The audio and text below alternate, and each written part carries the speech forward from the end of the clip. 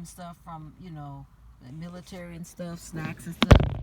She would grin in my grandfather's face. Oh, yeah, Sylvester, whatever. And then she would snatch it from her and give it to her grandchildren. Oh, wow. She was mean. And see, they begged to go with their daddy all the time. And my grandfather didn't really want to take him. At that point, he was seeing my grandmother that I know. Okay? He was spending time with her. We didn't know that. I mean, my mother and them didn't know that.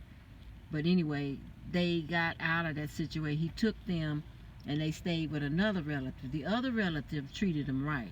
She was like a cousin. She was also keeping her daughter's kids. Her daughter had 2 kids, a boy and a girl. Mm-hmm. But she was cityfied. She didn't want to stay in the country. She left them kids and she went to New York.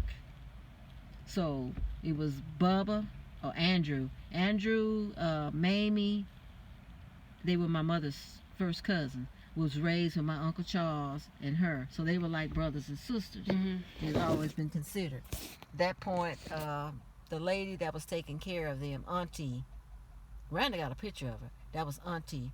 Auntie treated them like they were their children, all 4 of them. My mother was the youngest of all 4 of them. So they all got married off and my mother was still there. Her cousin, Auntie's cousin, she was a close relative, for whatever reason was jealous of Auntie. She came over that particular day from what they told my mom, or from my mama remember, and she cooked dinner. And she was so nice to Auntie. Oh, Auntie, you just working yourself to death, Auntie. Oh, Hattie was her name. Come on, sit down. I finished dinner. And I'll feed the children. Go on, sit down, girl. You just working so hard. That woman she was into voodoo. She had did something like some grind up glass or whatever. She fixed all the kids' plate, okay? And she went to fix Auntie's plate. Auntie got up. She said, no, sit down, Hattie, I got it. She fixed Hattie's plate and everybody was eating. And as soon as Auntie started eating, she was like, when you eating like a hamburger and it's got grizzle in it or something, and you like take it out, Auntie started, something was in the food.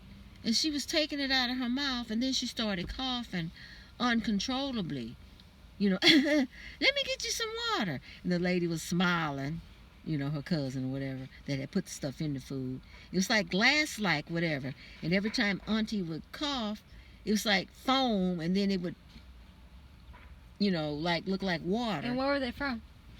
Texas, the country from where my dad and them from. We talking about. Were they in Louisiana or no? It wasn't. No, they're Texas. They're Texas. They up there from, where Prairie View is, kind of like. Prairie View is where, like in. It's in Houston. It's like Prairie View is like 80 miles, 70 miles from here. It's not that far. Houston's far. But it's kind of like in the area. I don't know if you ever heard of Somerville. You probably haven't, but you've heard of the Aggies. It's up there. Oh, Texas the Aggies. A&M. I've heard that. Okay, it's in that area because my daddy went to Prairie View University. Where is that? Like. It's like you take 290 coming from here, like you going to Austin. Oh, Austin. Okay. Yeah, it's not far from Austin, and whatever. But anyway, she got sick and whatever, and the woman was acting like, oh my God, whatever. But back then, black people in the country, they wouldn't take care of black people because of the color barrier. So they had to rush to. And what year was this? This was like, it had to be in the 40s. The 40s? It had to be in the 40s. My mom was born in the 30s, so it had to be in the 40s. My dad was born in 1927. So they didn't have any hospitals close by. I mean, real good hospitals that would take care of black people. They rushed her to Galveston. The Galveston Hospital, they would take care of patients of all colors.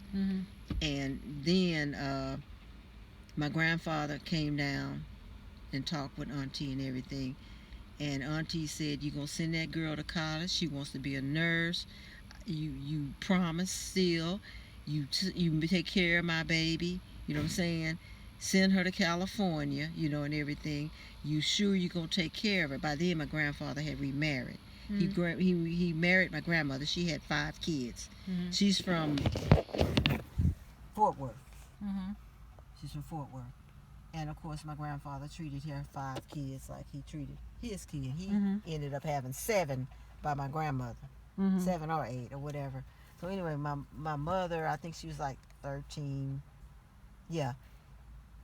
After Auntie died, okay, she had in her mind, Daddy's gonna send me to nursing school when I get out of high school, because my mother grew up in California. She went to junior high, the end of junior high and high school in California.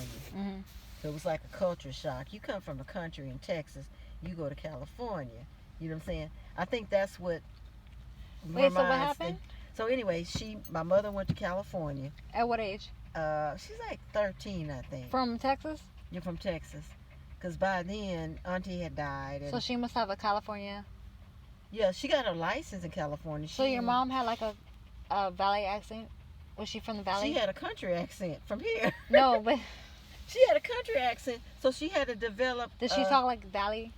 Well, after a while, she developed an was she accent like kind of like you. You know, when you live somewhere for a while, like you have an accent that's not a Texas, it's not a Louisiana accent. You have an accent from, you know what I'm saying? The way you speak. Oh. You know what I'm saying? It's like people figure out. No, I get it from, but I only get it from you only get it from your parents. So I get it from my mom and my dad. Yeah, because the accent is weird. My daddy had a country accent.